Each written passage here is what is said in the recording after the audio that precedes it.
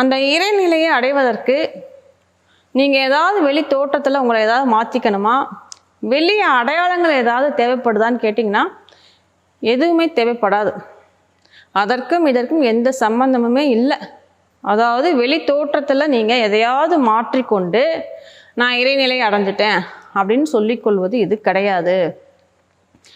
ஆனால் இன்றைக்கி சமுதாயத்தில் உங்களுக்கு ஆன்மீகம், இறைவன் அப்படின்னாலே வெளி அடையாளங்கள் தான் உங்களுக்கு சொல்லி கொடுக்கப்படுது. அதனால் நீங்களும் அந்த வெளி அடையாளங்கள்லையே சிக்கி அதிலே நின்று அதில் கடந்து வர மாட்டேங்கிறீங்க. ஆனால் இது வெளியில் மாற்றக்கூடிய ஒன்று இல்லை, உங்கள் உள்ள உருமாற்றம் நிகழக்கூடிய ஒன்று.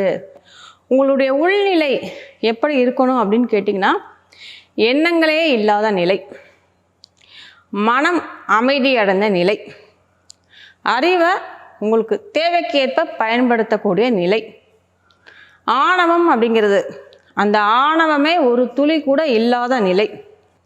இந்த நிலை, இந்த உள்நிலையில் தான் நீங்கள் இருக்கணும். இந்த உருமாற்றம் நிகழ்ந்து இருக்கும்.